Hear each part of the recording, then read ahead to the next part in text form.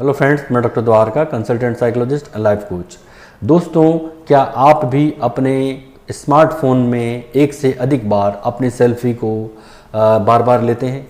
क्या आप भी अपनी ली गई सेल्फी को अपने सोशल प्लेटफॉर्म पर, चाहे जो भी प्लेटफॉर्म हो, वहाँ पर अपलोड करते हैं? क्या अपलोड करने के बाद आपके ब्रेन में एक क्यूरियोसिटी रहती है कि मेरे कितने कमेंट आ रहे हैं, कितने लाइक आ रहे हैं? ये बार बार आप देखने का एक कार्य करते रहते हैं, पूरे दिन भर एक क्यूरियोसिटी बनी रहती है। यदि इन सब बातों का जवाब हाँ है तो मेरा ये वीडियो सिर्फ आपके लिए है।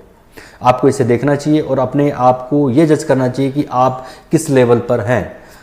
अधिकांश लोगों की नज़र में एक सामान्य सी बात है, और एक सामान्य व्यक्ति से लेकर एक बहुत ही विशेष व्यक्ति पूरे दिन भर में अपनी सेल्फी लेता है और अपलोड कर लेता है और उसे सामान्य सी बात मानकर इसको ध्यान नहीं देता या अवॉइड कर देता है। मनोवैज्ञानिक दृष्टिकोण से यदि देखा जाए तो 2014 में अमेरिकन साइकोलॉजिकल एसोसिएशन के द्वारा एक सेमिनार में ये बताया गया, उन्होंने आधिकारिक रूप से ये बताया कि जो व्यक्ति क्रॉनिक रूप से यानी कि एक से अधिक बार अपनी सेल्फी लेता है, अपलोड करता है और बार बार चेक करता है प्रोफाइल को, तो ये अपने आप में एक मानसिक विकार होता है जिसे सेल्फाइटिस कहा जाता है। और ये सेल्फ ऑब्सेसिव डिसऑर्डर कैटेगरी में है, यानी कि सेल्फ ऑब्सेसिव कंपल्सिव डिसऑर्डर में रखा गया है। ऑब्सेशन हो जाता है उसे बार बार ऐसा करने का, तो ये एक ऑब्सेसिव डिसऑर्डर में रखा गया है जिसे सेल्फाइटिस माना जाता है या कहा गया।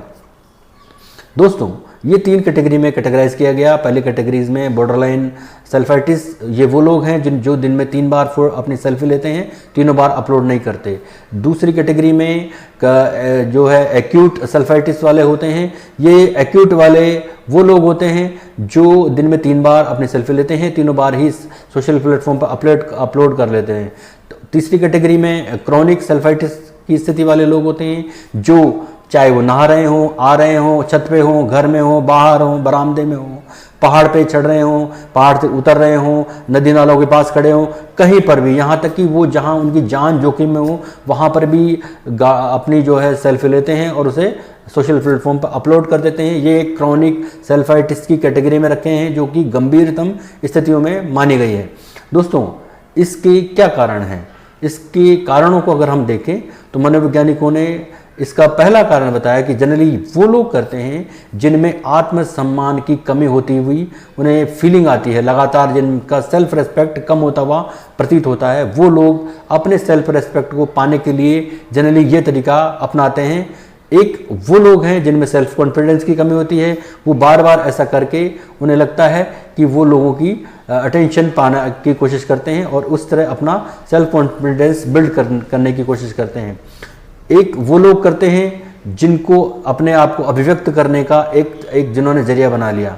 लेकिन अगर देखा जाए तो मनोवैज्ञानिकों ने इसके अलावा और बहुत से इसके लॉजिक्स बताए। उन्होंने बताया कि इसके अलावा भी जिन लोगों को प्रशंसा की भूख होती है वो लोग भी ऐसा करते हैं। जिन लोगों को जो वास्तविक जीवन में लोगों से कटे हुए रहते हैं वो लोग अपने आप को सोशल प्लेटफॉर्म पर इस तरह अभिव्यक्त करते हैं।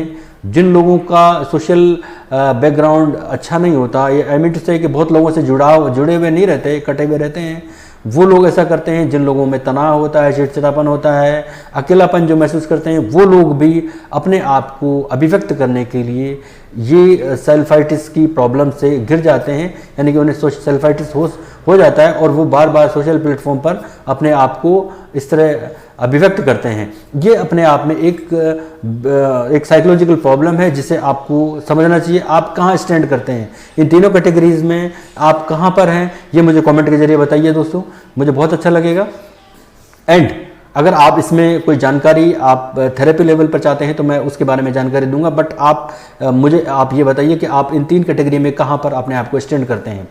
दोस्तों, इसके अलावा अगर मैं ये बताऊं कि इसमें अगर हम कारण के अलावा इसके ट्रीटमेंट की बात करें तो इसमें सीबीटी थेरेपी दी जाती है। सीबीटी थेरेपी में व्यक्ति का व्यवहार, व्यक्ति के विचार और तालमेल को समझने का प्रयास किया जाता है उसको उसके कॉग्निशन को समझने किया जाता है कि उसका परसेप्शन क्या है, उसका समझने का नज़रिया क्या है, और उन सब के बाद फिर उसको ये बताने का प्रयास किया जा रहा है कि वो दिन में कितनी बार क्या कार्य कर रहा है और क्या उसके लिए उचित है क्या नहीं है। इस तरह CBT थेरेपी में दिया जाता है। एक इंडिविजुअल थेरेपी में और बिहेवियर थेरेपी में इस तरह उसको 2-3 तरह से थेरेपी देने का या ट्रीटमेंट देने का प्रयास किया जाता है, अगर वो थेरेपी लेने के लिए अपने आप को एग्री करता है। बहुत से बार लोगों को ये एक सामान्य सी बात लगती है, लेकिन अगर व्यक्ति बार बार ऐसी परिस्थितियों में, गंभीर परिस्थितियों में अपनी सेल्फी लेता है, अपलोड करता है, चेक करता है, तो ये मनोवैज्ञानिक दृष्टि से सेल्फाइटिस की कैटेगरी में आती है, जिसे उपचार की आवश्यकता है।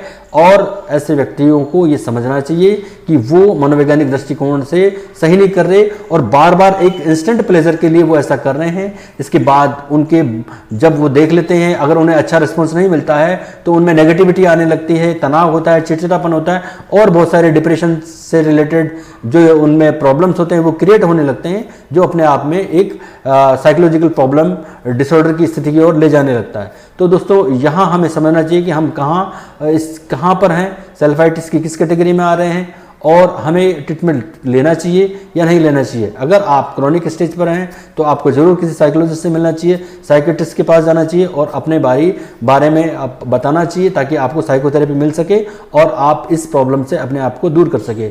ये आज के मॉडर्न सोसाइटी का एक बहुत बड़ा प्रॉब्लम हो रहा है, जहाँ एक स्मार्टफोन है और व्यक्ति बार बार अपनी सेल्फी लेता है। क्रॉनिक सेल्फाइटिस की जब स्थितियाँ होती है तब वो उसके लिए गंभीर स्थिति होती है। वहाँ व्यक्ति के सोचने का, एक कॉग्निशन का जो इफेक्ट है वो प्रभावित होने लगता है, उसका परसेप्शन बिगड़ने लगता है।